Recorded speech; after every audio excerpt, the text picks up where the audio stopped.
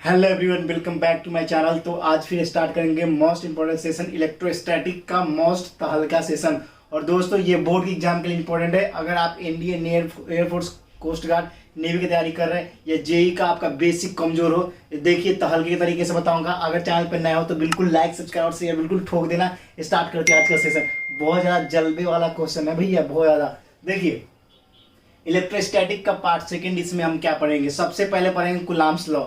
तो Coulomb's law होता क्या है, सबसे पहले ये जानेंगे। उसका कुलाम्स लॉ का डेरिवेशन जानेंगे। उसका के जो ग्रेविटेशनल कॉन्स्ट, जो आपका कुलाम्स कांस्टेंट, उसके बारे में जानेंगे। और उसकी यूनिट क्या होती है, उसकी डायमेंशनल फॉर्मूला क्या होती है, वो मैं बताऊंगा। साथ में आपको जब कांस्टेंट रहेगा, आपको कोई कांस्टेंट डाइलेक्ट्रिक कांस्टेंट रहेगा, तो उससे कैसे टैकल करना है वो क्वेश्चन बताऊंगा। तो देखिए यहाँ पर सबसे पहले बात करते हैं कुलाम्स लॉ की। तो कुलाम्स लॉ जो होता है, सबसे पहले याद रखेंगे इसको डेरिवेट कैसे करोगे।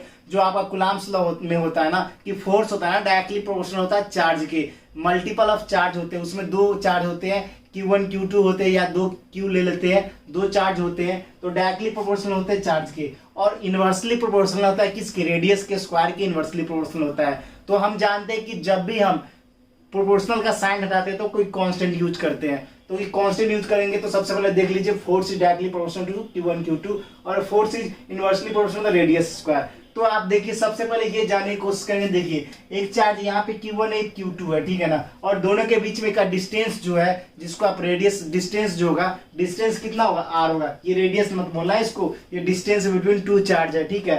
तो यहाँ पर देखो R है, तो अब फॉर्मूला क्या हो जाएगा? F is directly proportional to Q1 Q2 और inversely proportional to R square, रेडी क्या डिस्टेंस बिटवीन देम का स्क्वायर। उसके बाद जब कांस्टेंट हटता है ना, तो कांस्टेंट हटने के बाद आपका होता क्या है कि जैसे ही प्रोपोर्शनलिटी हटता है तो उसकी जगह पे एक कांस्टेंट ले लिया आता है। तो कांस्टेंट यहाँ पर के ले लिया, जिसको बोलते हैं कुलाम्स कांस्टेंट, ठीक है ना। तो F equal to Q1 Q2 बटा में R स्क्वायर। इतना तो आपको समझ में आ गया। अब गुरुजी के की वैल्यू क्या होगी? जिसको के की आप रखे हो, जिसको बोल रहे हैं आप कुलाम्स कांस्टेंट, तो एक बात याद रखना, उस के की वैल्यू होती है 9 × 10⁹ यूनिट होती है, याद रखना के की वैल्यू। और के इज इक्वल टू क्या होता है? 1 बटा में 4πε0। ये याद रखना, ये रिलेशन कभी कभी एग्जाम में पूछ लिया जाता है। के इज इक्वल टू 1 बटा में 4πε0, जिसकी वैल्यू होती है 9 × 10⁹ यूनिट। और के जो आपका है क्या है? कुलाम्स कांस्टेंट है। इतने तो आपको अच्छे तरीके से समझ में आ गया होगा मेरे दोस्त। अब देखिए आगे क्या होता है। आगे आपका जो है आपका वो क्या है, के किस किस पे चीज पे डिपेंड करता है, के की वैल्यू क्या है, इसकी यूनिट क्या है, ये सब के बारे में जानेंगे। जल्दी से इसको नोट डाउन कीजिए, उसके बाद इसके वैल्यू पे आते हैं, ठीक है। इसकी वैल्यू देखिए, सबसे पहले के जो डिपेंड करता है ना, मीडियम ऑफ चार्ज चार्ज का मीडियम क्या है, इस पे डिपेंड करता है। के की वैल्यू किस पे डिपेंड करता है? Medium of charge. और एप्सिलॉन नॉट, जो कि एग्जाम में ना जाने कितनी बार पेपर में ठोका गया क्वेश्चन है, याद रखना मेरे दोस्त, बहुत ज्यादा इंपॉर्टेंट है। स्टार लगा लो, स्टार जो लगाना लगा लो। हमेशा एयरफोर्स, नेवी, कोस्ट गार्ड के एग्जाम में कितनी बार ऑब्जेक्टिव टाइप में पूछा गया ये क्वेश्चन। आपके सीबीएसई बोर्ड के एग्जाम में, 12th के एग्जाम में भी पूछा गया था कि एप्सिलॉन नॉट की वैल्यू क्या होती है। तो आप याद रखना, एप्सिलॉन नॉट की वैल्यू होती है 8.85 × 10⁻⁻12। याद रखना, उसकी यूनिट होती है न्यूटन। उसकी यूनिट क्या होती है? कूलाम पर न्यूटन मीटर स्क्वायर। कूलाम पर न्यूटन मीटर स्क्वायर। आपको यूनिट पूछ सकता है, डायमेंशनल फॉर्मूला भी पूछ सकता है। अभी मैं डायमेंशनल फॉर्मूला को अच्छे तरीके से कैलकुलेट करके आपको बताऊंगा। तो ध्यान रखना, जो आपका जो के की वैल्यू है, के डिपेंड करता है मीडियम ऑफ चार्ज पे। और साथ में एक और चीज याद रखना, के की जो एप्सिलॉन नॉट की वैल्यू होती है 8.85 × 10⁻12। याद रखना मेरे भाई। और इसकी यूनिट क्या होती है? कूलाम स्क्वायर पर newton metre square. Coulomb square पर न्यूटन मीटर स्क्वायर होता है। और एप्सिलॉन नॉट को क्या बोलेंगे गुरुजी? वो तो मुझे आप बताओ ना, उसका क्या बोलेंगे एप्सिलॉन नॉट को? तो याद रखना, एप्सिलॉन नॉट को हम बोलते हैं permittivity of free space. Permittivity कितना है फ्री स्पेस में, उसको वो शो करता है क्या? Epsilon not. अब देखो एक और रिलेशन बहुत इंपॉर्टेंट है, ये तो आपने पढ़ लिया। जो भी आवाज आएगा ट्रेन का, जिस भी चीज का, पढ़ाई पे, स्टडी पे पूरे फुल फोकस करो मेरे दोस्त, वही जरूरी है आपके लिए। तो देखिए F is equal to 1/4πε0 Q1 Q2 बटा में R स्क्वायर। इतना तो आप समझ गए, हाँ बिल्कुल समझ गए। अब बात करते हैं डाइलेक्ट्रिक कांस्टेंट के।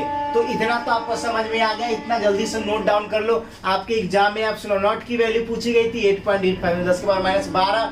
और इसका यूनिट क्या होता है जल्दी बताओ, कूलाम स्क्वायर पर न्यूटन मीटर स्क्वायर। इतना तो आपको समझ में आ गया। अब आते हैं आपका dielectric constant of medium. Dielectric constant medium का क्या होगा वो बताने के लिए और कैसे इसको निकालेंगे। तो देखिए सबसे पहले डाइलेक्ट्रिक कांस्टेंट को डिनोट किया जाता है के से। के से भैया डिनोट होता है डाइलेक्ट्रिक कांस्टेंट। वही डाइलेक्ट्रिक कांस्टेंट याद रखना वो होता क्या है, रेशियो ऑफ दैट मीडियम, मतलब परमिटिविटी ऑफ फ्री स्पेस ना, यहां पे लिख लो परमिटिविटी,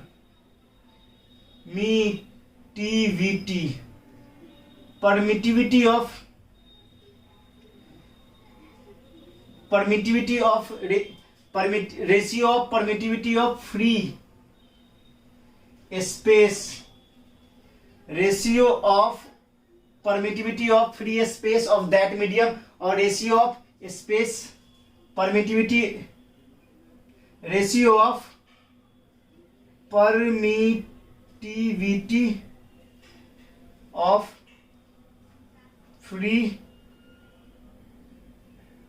इन स्पेस। ठीक है ना। तो याद रखना आपका डाइलेक्ट्रिक कांस्टेंट जो होता है वो एप्सिलॉन नॉट बटा में एप्सिलॉन नॉट। एप्सिलॉन नॉट क्या हो जाएगा, कोई भी medium primitive of free space of that medium, जिस मीडियम को होगा उस मीडियम का बटा में जो मीडियम आपका रेशियो ऑफ फ्री स्पेस का मीडियम जो होता है परमिटिविटी उसी का रेशियो है। तो रेशियो ऑफ दैट मीडियम जिस मीडियम में वो चल रहा है, ठीक है ना, permittivity the ratio of permittivity of free space of the that medium, ठीक है ना, उस स्पेस का मीडियम के अनुसार, और जो आपका ओरिजिनल जो आपका परमिटिविटी ऑफ फ्री स्पेस है उसका रेशियो जो कहलाता है डायरेक्टली कांस्टेंट। ये तो आपका हो गया, इसका रिलेशन यहां से निकल गया, epsilon is equal to epsilon not into K. इतना तो आपको समझ में आ गया। अब आपसे एक क्वेश्चन पूछा आता है हमेशा एग्जाम में, हमेशा ठोका आता है, ना जाने कितनी बार पूछा गया है कि आपका एफ इज इक्वल टू 1 बटा में 4 pi epsilon not Q1 Q2 बटा में आर स्क्वायर। ये तो हो गया भैया। अगर आपको डाइलेक्ट्रिक कांस्टेंट है तो कहां पे ऐड होगा, तो याद रखना मेरे भाई यहां पे आपका डाइलेक्ट्रिक कांस्टेंट होगा। कभी कभी एग्जाम में पूछ लिया जाता है कि कूलम्ब्स लॉ का जो फोर्स होता है वो डाइलेक्ट्रिक कांस्टेंट का कैसा आता है, डायरेक्टली प्रोपोर्शनल होता है या इनवर्सली प्रोपोर्शनल होता है। एग्जाम में पूछा गया क्वेश्चन है, तो आपको याद रखना है कि आपका जो फोर्स है 1/k, मतलब फोर्स इज इक्वल टू के इनवर्स का होता है, मतलब जो आपका डायरेक्टली कांस्टेंट के जो डायरेक्टली कांस्टेंट के इनवर्सली प्रोपोर्शनल होता है फोर्स, ये ध्यान रखना। चाहे फोर्स के इनवर्सली प्रोपोर्शनल होता है डायरेक्टली कांस्टेंट, ये ध्यान में रखना। अब बात करते हैं वैक्यूम। अगर वैक्यूम में हो तो के की वैल्यू ना 1 होती है, याद रखना। अगर कोई मेटल दे रखा हो, मेटल के लिए आपका के की वैल्यू इंफिनिटी होती है, बहुत ज्यादा इंपॉर्टेंट है। कभी कभी एग्जाम में आपको कंफ्यूज करने के लिए, बच्चे को डराने के लिए क्या करता है कि के की वैल्यू इन्फिनिटी कर देती है, वो लिख देता है उसमें कि it passes from another metal. Metal में जैसी ही बात आती है इन्फिनिटी हो जाएगी मेरे भाई। और 1 बटा इन्फिनिटी क्या होता है, जल्दी से कमेंट सेक्शन में ठोक बजा के लिख देना। और जब फ्री स्पेस होगा, वैक्यूम होगा, उसमें कितना हो जाएगा, के इज इक्वल टू 1। और दोस्तों ये लेक्चर बहुत ज्यादा इंपॉर्टेंट आपके बोर्ड की एग्जाम से लेकर कॉम्पिटेटिव एग्जाम, चाहे एयरफोर्स, नेवी, कोस्ट गार्ड, किसी भी एग्जाम की तैयारी करते हो उसके लिए। तो अगर आपको ये वीडियो पसंद आया तो मेरे चैनल को लाइक, सब्सक्राइब और शेयर बिल्कुल ठोक के आ रहा। फिर मिलेंगे नेक्स्ट वीडियो में, फिलहाल इतना ही। तो जय हिंद, जय भारत, वंदे मातरम। मेहनत करने की जिद है और जिद हमेशा रहेगा।